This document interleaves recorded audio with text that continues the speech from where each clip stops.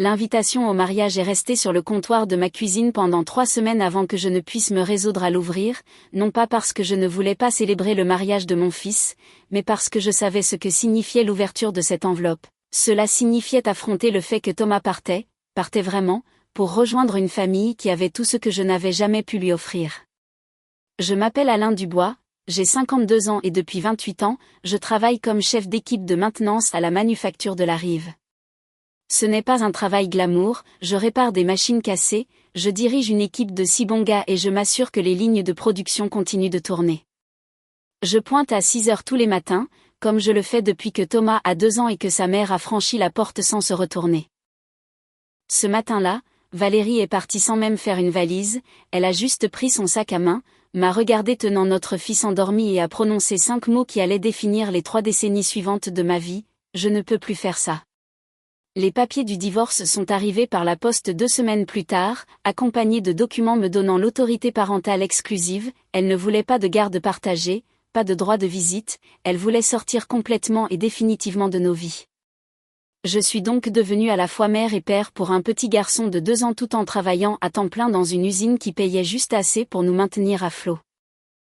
J'ai appris à cuisiner des gratins de pâtes de 50 façons différentes, je suis devenu un expert pour rapiécer les jeans déchirés et enlever les taches de feutre sur les murs, j'ai appris tout seul à faire des tresses pour le jour de la photo de classe parce que Thomas insistait pour ressembler à la sœur de son copain, j'étais nulle à ça, mais Thomas portait ses tresses tordues avec fierté. L'invitation au mariage était sur du papier cartonné lourd et coûteux avec des lettres en relief. La fiancée de Thomas, Camille Delacroix, venait d'un milieu riche, de la vraie richesse, son père, Charles Delacroix, possédait Delacroix et Associés, un cabinet d'avocats prestigieux dans le centre-ville, et sa mère, Béatrice, avait un doctorat en économie et enseignait à l'université. Camille elle-même était sortie major de sa promotion d'une grande école de commerce et était déjà en voie de devenir associée au cabinet de son père à seulement 26 ans. Et puis il y avait moi, avec mon CAP, chef d'équipe à l'usine, élevant un fils dans un appartement de 3 pièces au-dessus de la quincaillerie de Monsieur Martin. Thomas avait rencontré Camille il y a 3 ans lorsque sa petite start-up technologique avait besoin de conseils juridiques, il avait bâti cette entreprise à partir de rien, codant dans notre salon nuit après nuit pendant que je lui apportais du café et des sandwichs. Il était brillant, mon garçon, il a réussi à traverser l'IUT puis l'école d'ingénieur grâce à des bourses et à sa détermination. Tout ce qu'il avait accompli, il l'avait gagné lui-même. Mais je savais ce que la famille de Camille pensait de moi. Thomas l'avait mentionné avec précaution, essayant d'adoucir le coup. « Papa, juste pour que tu saches, les Delacroix sont assez formels, ils accordent beaucoup d'importance au diplôme et à l'éducation, ne les laisse pas t'atteindre, d'accord ?» Le mariage avait lieu au château de Bellevue, le genre d'endroit que je n'avais vu que dans les magazines, un immense domaine avec des jardins à la française, une salle de bal avec des lustres en cristal et une liste d'invités qui ressemblait au bottin mondain des professionnels à succès. J'ai loué un costume qui ne m'allait pas tout à fait, acheté de nouvelles chaussures qui me serraient les pieds et conduit ma vieille camionnette de 15 ans jusqu'au lieu de réception. Quand je suis arrivée à la salle de réception, une jeune femme avec un porte-bloc m'a dirigée vers mon siège. « Non, s'il vous plaît. Alain Dubois, je suis le père du marié. » Elle a scanné sa liste, trouvé mon nom et m'a conduit à une table près du fond, pas à la table d'honneur où serait Thomas, pas même près de l'avant, ma table était positionnée derrière une colonne décorative, partiellement cachée des festivités principales. Cela aurait dû être mon premier avertissement. Les autres invités à ma table étaient assez amicaux, des collègues de l'usine que j'avais invités, mon frère Denis et sa femme Suzanne, ma voisine Madame Petit qui avait gardé Thomas quand il était jeune, nous étions la section des cols bleus, isolée des avocats, des médecins et des chefs d'entreprise qui remplissaient les tables près de l'avant. La cérémonie était magnifique, Thomas était beau dans son smoking, ses yeux brillants de bonheur alors que Camille remontait l'allée dans une robe qui coûtait probablement plus que ce que je gagnais en 6 mois. J'ai pleuré en le regardant prononcer ses vœux, me souvenant du petit garçon qui grimpait dans mon lit pendant les orages, qui me faisait des cartes de fête des pères avec des bonhommes allumettes et trop de colle. Mais c'est à la réception que tout s'est effondré. La salle était magnifique, des tables rondes drapées de nappes ivoires, des centres de table de roses blanches et d'orchidées, des couverts avec plus de fourchettes et de cuillères que je ne savais en utiliser. À la table d'honneur, Thomas et Camille étaient assis entourés du cortège nuptial, tous riant et portant des toasts avec du champagne dont je ne pouvais pas prononcer le nom. J'ai trouvé ma place à la table 14, cachée derrière cette colonne, et c'est là que je l'ai vue. Chaque couvert avait un marque-place, des cartes élégantes avec une calligraphie annonçant chaque invité, la plupart disaient des choses simples comme « Docteur Richard Delacroix » pour l'oncle de Camille, juge Patricia André pour une amie de la famille, directeur Jacques Vasseur pour un collègue de Charles. Mon marque-place trônait devant moi comme une gifle en plein visage, on pouvait y lire « Alain Dubois, ouvrier de maintenance sans éducation. Faux père ». J'ai fixé ces mots, les relisant encore et encore, mes mains commençant à trembler. Ouvrier sans éducation, faux père. Quelqu'un avait spécifiquement demandé ce marque-place, avait payé pour que ces mots soient imprimés, avait décidé que c'était ainsi que je devais être identifié au mariage de mon propre fils. Alain, c'est quoi ce bordel? Mon frère Denis regardait le carton avec une colère grandissante. Tu as vu ce qu'ils ont mis sur ta carte? Madame Petit l'a ramassé, son visage devenant rouge. C'est honteux, absolument honteux, qui ferait une chose pareille? J'ai regardé vers la table d'honneur. La mère de Camille, Béatrice Delacroix, observait notre table avec un sourire qu'on ne pouvait décrire que comme satisfait. Elle s'est penchée pour chuchoter quelque chose à son mari, Charles, et ils ont tous deux regardé dans ma direction. Charles a levé légèrement sa coupe de champagne, un toast moqueur. Près d'eux était assis le frère de Camille, Preston Delacroix, un avocat d'affaires qui avait clairement fait comprendre dès notre première rencontre qu'il trouvait mon existence amusante. Il pointait ma table du doigt, disant quelque chose aux invités autour de lui. Ils se sont tous retournés pour regarder et plusieurs d'entre eux ont ri. Alain, on devrait partir, dit Denis en posant sa main sur mon épaule, tu n'as pas à supporter ça. Mais je ne pouvais pas bouger, je restais juste assis là à fixer ce nom, sentant chaque insécurité que j'avais enterrée pendant 28 ans remonter à la surface, les nuits où j'étais allé au lit le ventre vide pour que Thomas puisse se resservir au dîner, les fois où j'avais porté les mêmes bottes de travail usées pendant 3 ans parce que Thomas avait besoin de nouveaux vêtements pour l'école, les réunions parents-prof où les autres pères arrivaient en costume alors que je venais directement d'eux. L'usine, mes mains encore tachées de graisse de machine. Je pensais que mes sacrifices comptaient, je pensais qu'élever Thomas, l'aimer, être là pour chaque genou écorché, chaque cauchemar et chaque moment de fierté faisait de moi son vrai père, mais pour ces gens, je n'étais qu'un ouvrier de maintenance sans éducation et pire, un faux père. L'insulte m'a blessé plus profondément que tout ce que Valérie avait fait en nous abandonnant, au moins, elle avait été honnête sur le fait de ne pas vouloir être mère. Ces gens me disaient que tout ce que j'avais donné à Thomas pendant 28 ans ne comptait pas parce que je n'avais pas les bons diplômes, le bon travail, le bon milieu. Il faut que je sorte d'ici, dis-je doucement en me levant. Papa, attends. La voix de Thomas a traversé le bruit de la réception. Je me suis retournée pour le voir marcher vers moi et j'ai réalisé qu'il avait vu le marque-place.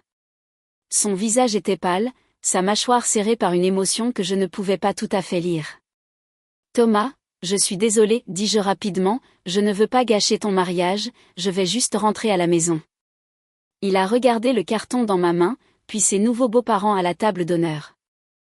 Béatrice Delacroix nous regardait toujours avec ce sourire satisfait, Charles s'était retourné vers sa conversation avec un juge, nous ignorant déjà. Thomas a pris le carton de ma main et l'a lu lentement. Quand il a levé les yeux, ils étaient remplis de larmes. Papa, on rentre à la maison. Quoi? Non, Thomas, c'est ton mariage, tu ne peux pas quitter ton propre mariage. Regarde-moi. Il s'est tourné vers la table d'honneur et a élevé la voix. Camille, il faut qu'on parle, maintenant. La réception est devenue silencieuse. 300 invités ont arrêté de manger, de boire, de parler, tous les yeux se tournant vers nous. Camille s'est levée lentement, la confusion traversant son visage. Thomas, qu'est-ce qui ne va pas? Il a tenu le marque-place bien haut, savais-tu pour ça? L'expression de Camille est passée de la confusion à la compréhension puis à l'horreur. Oh mon Dieu, Thomas, je ne savais pas, je te jure que je ne savais pas. Mais ta mère savait. La voix de Thomas était froide maintenant, une fureur contrôlée remplaçant le choc initial. N'est-ce pas? Béatrice Delacroix s'est levée, son sourire ne vacillant jamais. Thomas, chéri, il n'y a pas besoin de faire une scène, c'est juste une petite blague, un peu d'humour pour détendre l'atmosphère. Une blague? La voix de Thomas s'est élevée. Vous avez appelé mon père faux, vous avez insulté l'homme qui m'a élevé, qui a tout sacrifié pour moi, qui m'a appris à quoi ressemble le véritable amour et le véritable engagement. Charles Delacroix s'est raclé la gorge. Maintenant, fils, soyons raisonnables, nous avons payé pour ce mariage, nous t'avons accueilli dans notre famille, tout ce que nous avons fait, c'est reconnaître certaines vérités sur les milieux et l'éducation. Des vérités ? Thomas Harry, un son amer que je n'avais jamais entendu de lui auparavant. Vous voulez parler de vérité ? Voici la vérité. Mon père a travaillé 60 heures par semaine pour garder un toit au-dessus de ma tête, il a appris à cuisiner parce que j'avais des allergies alimentaires et qu'on ne pouvait pas se payer un diététicien, il a appris tout seul l'algèbre et la trigonométrie avec des vidéos sur internet pour pouvoir m'aider avec mes devoirs, il n'a jamais manqué une seule réunion parents-prof, pas une seule, même quand cela signifiait perdre du salaire au travail. Il a marché vers la table d'honneur, sa voix portant à travers la salle de réception silencieuse, et vous savez quelle est la vraie vérité ? Mon père a fait tout ça sans diplôme universitaire, sans argent de famille, sans aucun des avantages que vous, les gens, prenez pour acquis. Il l'a fait parce qu'il m'aimait, parce qu'il m'a choisi. Parce qu'être un père n'est pas une question de biologie, de diplôme ou de statut social, c'est le fait d'être présent chaque jour, peu importe la difficulté. Camille pleurait maintenant. Thomas, je suis tellement désolée, je ne savais pas qu'ils allaient faire ça. Peut-être que tu ne savais pas, dit Thomas, sa voix s'adoucissant légèrement, mais ta famille savait, et ils ne respectent clairement pas la personne que je suis ou d'où je viens. Il s'est retourné vers moi, papa, je pensais ce que j'ai dit, on rentre à la maison. Thomas, s'il te plaît, dis-je doucement, ne jette pas ton mariage par la fenêtre pour ça, on pourra en parler plus tard. Il n'y a rien à dire plus tard. Il a enlevé sa veste de smoking et l'a posée sur une chaise. Ces gens viennent de me montrer exactement qui ils sont, et je ne vais pas passer ma vie à m'excuser du fait que mon père est le meilleur homme que j'ai jamais connu, indépendamment de son niveau d'études ou de son titre professionnel.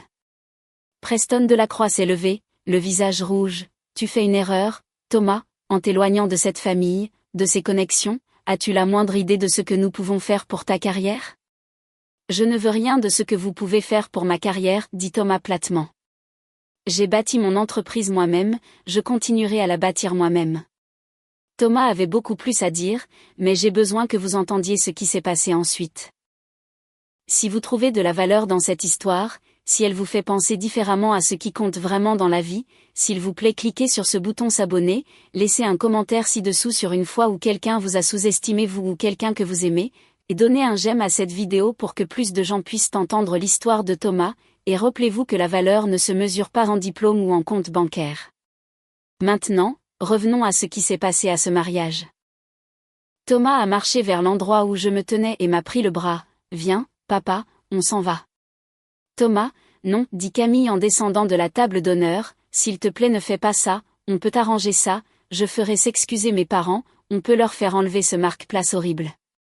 Ce n'est pas juste à propos du marque-place, Camille, dit Thomas, et je pouvais entendre la douleur dans sa voix, c'est à propos de ce qu'il représente.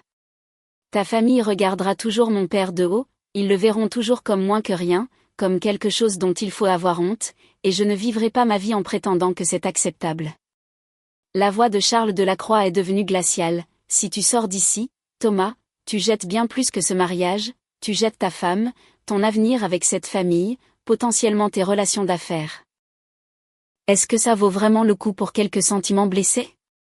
Thomas a regardé son nouveau beau-père avec quelque chose proche de la pitié. Monsieur Delacroix, le fait que vous puissiez poser cette question me dit tout ce que j'ai besoin de savoir sur vos valeurs. Oui, ça vaut le coup. Mon père vaut le coup, il a toujours valu le coup. Nous sommes sortis ensemble, Thomas toujours dans sa tenue de mariage moins la veste, moi et mon costume de location mal ajusté. Derrière nous, 300 invités étaient assis dans un silence stupéfait. Je pouvais entendre Camille pleurer, je pouvais entendre la voix perçante de Béatrice Delacroix commencer à déformer l'histoire, je pouvais entendre les chuchotements commencer. Sur le parking, Thomas s'est tenu près de ma vieille camionnette et a ri, il a vraiment ri. Tu sais quoi, papa ? Je n'ai jamais été aussi sûr de quoi que ce soit dans ma vie. Thomas, tu viens de quitter ton propre mariage. Je sais. Il a regardé le ciel du soir. Et on dirait que c'est la première chose honnête que j'ai faite depuis des mois. Nous sommes retournés à mon appartement au-dessus de la quincaillerie, tous deux silencieux. Je m'attendais à ce que Thomas regrette sa décision, qu'il réalise ce qu'il avait jeté. Mais quand nous sommes rentrés et que j'ai fait du café comme je l'avais toujours fait dans ma vieille cafetière qui prenait une éternité mais faisait le meilleur café, Thomas s'est assis à notre petite table de cuisine et a souri. Ici, dit-il en regardant autour de l'appartement exigu où je l'avais élevé, ici, ça a toujours été la maison. Pas ce manoir, pas cette salle de réception. Cet endroit, avec toi. Je n'ai pas dormi cette nuit-là, je n'arrêtais pas de rejouer la réception, le marque-place, le discours de Thomas, la sortie.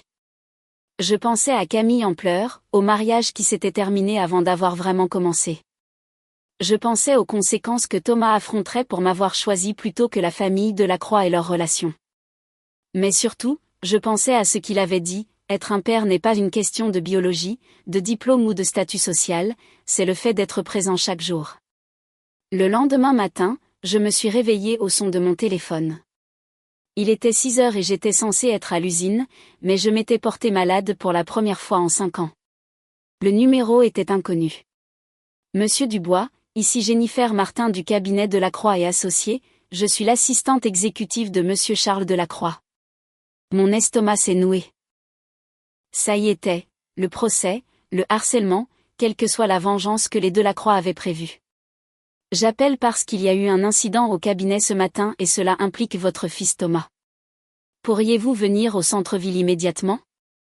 J'ai enfilé des vêtements et conduit jusqu'au bâtiment de Delacroix et Associés, mon esprit passant en revue les possibilités. Thomas était-il allé les confronter ? Avait-il porté plainte pour quelque chose ? Camille avait-elle fait quelque chose de drastique ?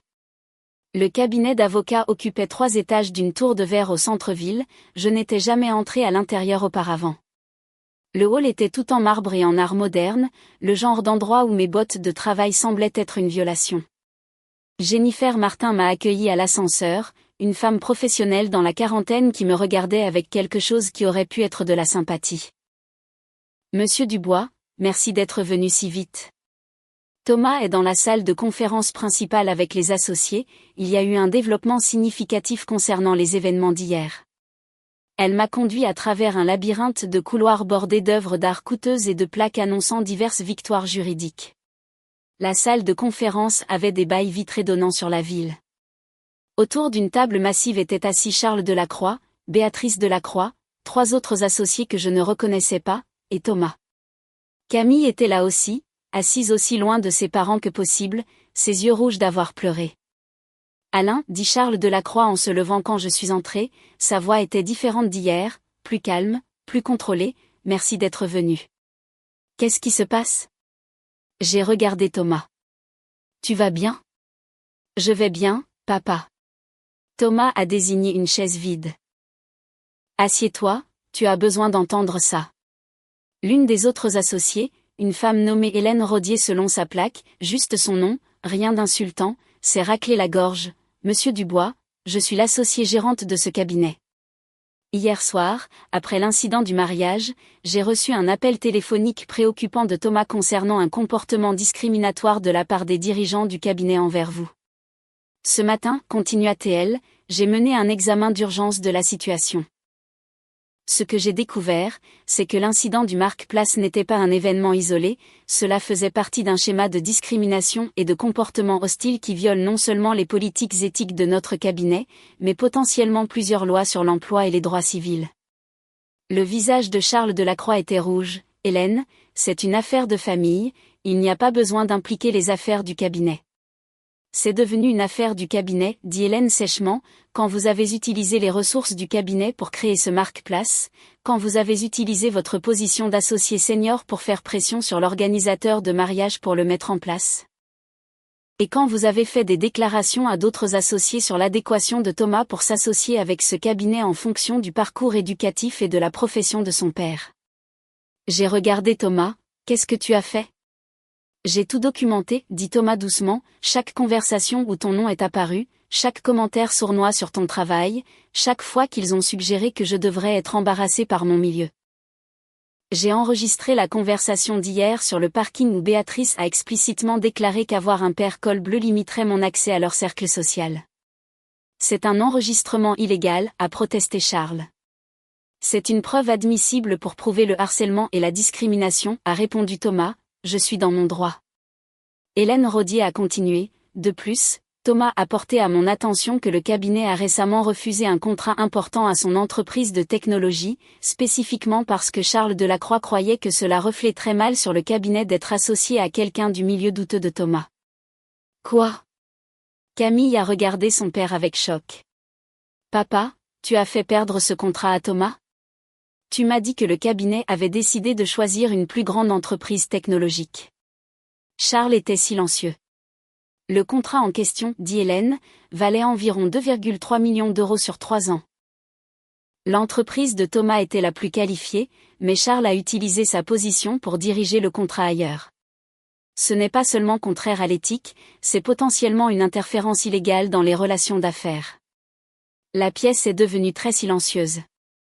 Hélène a regardé directement Charles et Béatrice, à compter de ce matin, vous êtes tous deux mis à pied en attente d'une enquête complète. Le comité d'éthique du cabinet examinera non seulement l'incident d'hier, mais le schéma plus large de comportements discriminatoires. Selon les conclusions, vous pourriez faire face à une suspension, un licenciement ou, dans le pire des cas, une procédure de radiation.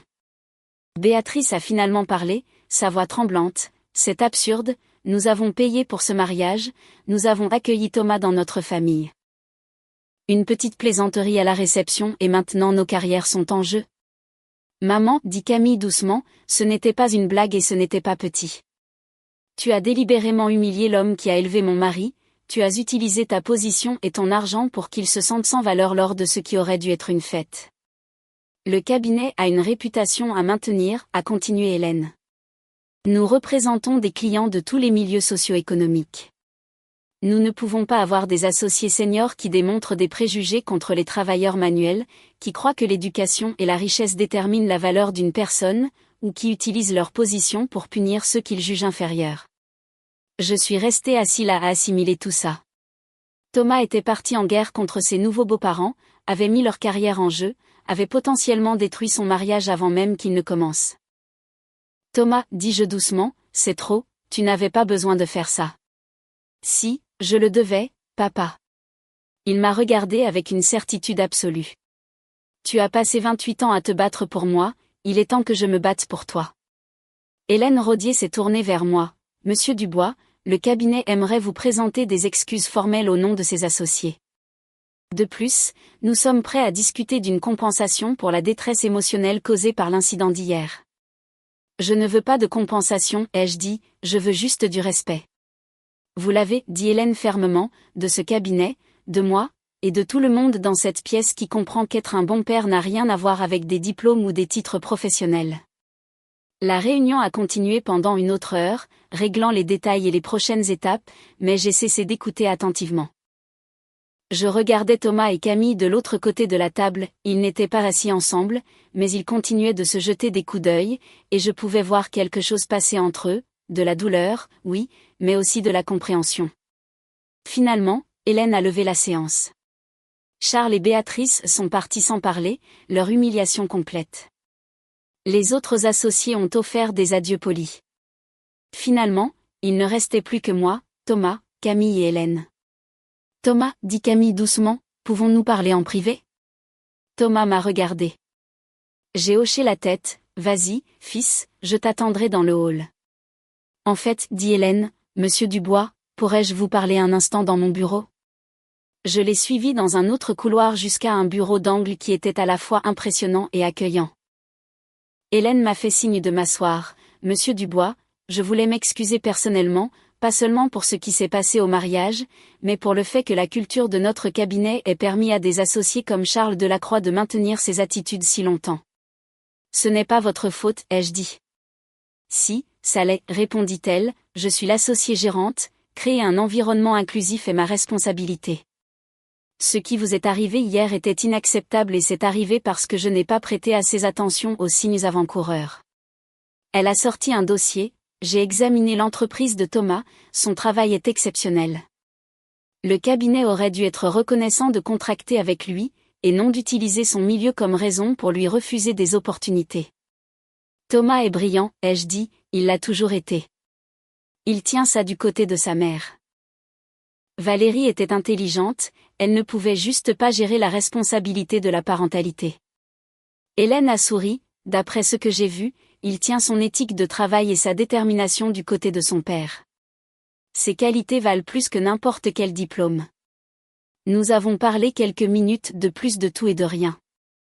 Quand j'ai finalement regagné le hall, j'ai trouvé Thomas et Camille assis ensemble sur un canapé, se tenant la main et parlant doucement. Ils ont levé les yeux quand je me suis approchée. « Papa, dit Thomas, Camille et moi avons discuté. Nous voulons refaire le mariage, dit Camille, de la bonne façon cette fois. Une petite cérémonie, juste les gens qui comptent vraiment. Pas de lieu coûteux, pas de liste d'invités prétentieuse, pas de marque-place sauf ceux qui disent ce qui est vraiment important, famille. Vous êtes sûr de ça, ai-je demandé. Hier était assez définitif. Hier, dit Thomas, c'était pour faire une déclaration. Aujourd'hui, c'est pour faire un choix. Et je choisis Camille, mais je te choisis aussi, papa. J'ai fini de prétendre que ces choses sont en conflit. Camille a hoché la tête, mes parents avaient tort, complètement, inexcusablement tort. Mais Thomas a raison sur ce qui compte. Je suis tombée amoureuse de lui en sachant d'où il venait, en connaissant son histoire. J'aurais dû être fière de ça, ne pas laisser mes parents me faire avoir honte. Tes parents font face à de sérieuses conséquences, ai-je souligné. Ils les méritent, dit Camille fermement. Ce qu'ils ont fait était cruel et discriminatoire, mais cela ne signifie pas que Thomas et moi ne pouvons pas construire quelque chose de différent, quelque chose de mieux. 3 semaines plus tard, nous avons tenu une petite cérémonie dans le jardin de mon frère Denis. 50 invités, la plupart des gens de la classe ouvrière qui connaissaient Thomas depuis qu'il était bébé. L'organisatrice du mariage était Madame Petit, qui a tout organisé avec une précision militaire et un amour maternel. Le gâteau venait de la boulangerie Martinez, où j'achetais les gâteaux d'anniversaire depuis 28 ans. La musique était fournie par un groupe qui jouait habituellement à la salle des fêtes locales. Mon marque-place à la table disait simplement « Alain Dubois, père du marié ». Thomas a fait un discours qui a fait pleurer tout le monde, il a parlé de la différence entre se montrer et être présent, entre la vraie richesse et la vraie valeur. Il m'a remercié de lui avoir appris que le caractère ne se construit pas dans des écoles chics ou des emplois prestigieux, mais dans les choix quotidiens de bien agir envers les gens qu'on aime. Camille a parlé aussi, elle s'est excusée publiquement pour le comportement de sa famille et a annoncé qu'elle quittait Delacroix et Associés pour lancer son propre cabinet, se concentrant sur la représentation des travailleurs dans les cas de discrimination à l'emploi. Son premier client serait pour défendre un meilleur traitement des ouvriers de maintenance dans une certaine usine de fabrication. Charles et Béatrice Delacroix n'étaient pas présents, ils étaient toujours mis à pied, faisant face à des examens d'éthique qui mettraient probablement fin à leur carrière au cabinet. Preston Delacroix a envoyé un cadeau avec une note qui disait simplement « J'avais tort. Félicitations à vous deux ». L'enquête lancée par Hélène Rodier a fini par découvrir des années de pratiques discriminatoires chez Delacroix et Associés. 3 associés seniors ont été forcés de partir. Le cabinet a mis en place une formation obligatoire sur les préjugés et a créé une nouvelle initiative de diversité. Ils ont même engagé un consultant pour revoir leurs pratiques contractuelles afin de s'assurer que les décisions étaient basées sur le mérite plutôt que sur les relations sociales. Et pour l'entreprise de Thomas, sans l'interférence de Charles Delacroix, la nouvelle de la qualité de son travail s'est répandue. En 6 mois, il avait décroché 3 contrats majeurs, dont un avec un cabinet d'avocats cherchant à mettre à jour ses systèmes technologiques. Delacroix et Associés a fini par l'embaucher sous la direction d'Hélène Rodier, le payant équitablement et le traitant avec respect. Je suis retournée à mon travail à l'usine, même équipe du matin, même équipe, même machine. Mais quelque chose avait changé. Les gars avaient entendu parler du mariage, du discours de Thomas, du fait d'avoir tenu tête aux riches qui nous regardaient de haut. C'est devenu un point de fierté. Nous n'étions pas juste des ouvriers de maintenance, nous étions des pères, des fils et des frères qui se présentaient tous les jours, qui construisaient, réparaient et créaient, qui maintenaient les familles ensemble avec des mains calleuses et des cœurs déterminés. Thomas et Camille ont construit un bon mariage, ils ont acheté une maison modeste dans un quartier de la classe moyenne à mi-chemin entre leurs bureaux. Ils dînaient avec moi tous les dimanches et Camille a appris à cuisiner la recette de gratin de pâtes que j'avais perfectionnée pendant 28 ans. Elle m'a appelé papa en 6 mois et je pouvais voir qu'elle le pensait. La chose drôle à propos de ce marque-place, cette insulte ouvrier de maintenance sans éducation, faux père, qui était censé me diminuer, c'est qu'elle a fini par prouver tout ce qu'elle essayait de nier. Parce que lorsque Thomas s'est éloigné de la richesse, du prestige et du statut social pour se tenir à mes côtés, il a montré au monde à quoi ressemble une vraie relation père-fils. L'éducation ne fait pas de vous un parent. L'argent ne fait pas de vous un père. Être là le fait. Se sacrifier le fait. Aimer quelqu'un assez pour faire passer ses besoins avant votre propre confort, cela fait de vous une famille. J'ai toujours ce marque-place, je le garde dans ma boîte à outils au travail juste à côté de la carte de la fête des pères que Thomas m'a faite quand il avait 6 ans, des dessins au crayon, trop de colle et les mots « meilleur papa du monde entier » écrits juste assez mal pour être parfait. Les deux objets me rappellent la même vérité, la valeur n'est pas déterminée par les diplômes, la richesse ou le statut social. La valeur se mesure en moments, en sacrifices faits et en amour donné, dans le choix de se présenter jour après jour, même quand c'est dur. Charles Delacroix avait le prestige, la richesse et tous les marqueurs du succès, mais quand le moment est venu de montrer un vrai caractère, il a échoué.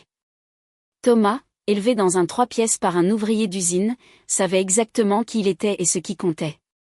Cette différence ne venait pas de l'éducation ou de l'argent, elle venait des valeurs, de l'intégrité, des leçons quotidiennes apprises dans un foyer où l'amour était le seul luxe que nous pouvions nous permettre. Le mois dernier, Thomas m'a appelé avec une nouvelle, Camille était enceinte. Je vais être grand-père. Et quand Thomas me l'a dit, il a dit quelque chose que je n'oublierai jamais. Papa, j'ai réfléchi au genre de père que je veux être, et j'ai réalisé que j'avais déjà l'exemple parfait. Tu m'as appris qu'être un père, ce n'est pas fournir tout ce que ton enfant veut, c'est être tout ce dont ton enfant a besoin. Ce bébé grandira avec des avantages que je n'aurais jamais pu donner à Thomas, fonds pour les études, leçons de musique, vacances en famille. Mais j'espère que Thomas enseignera aussi à cet enfant ce que je lui ai appris, que la vraie richesse se mesure en temps passé, en présence, dans le choix de continuer à se présenter même quand le monde vous dit que vous n'êtes pas assez. Parce que la vérité est que j'ai toujours été assez. Pas à cause de mon éducation, de mon travail ou de mon compte en banque. J'étais assez parce que j'aimais mon fils avec tout ce que j'avais. Et je lui ai appris par l'exemple que la valeur vient du caractère, pas des diplômes.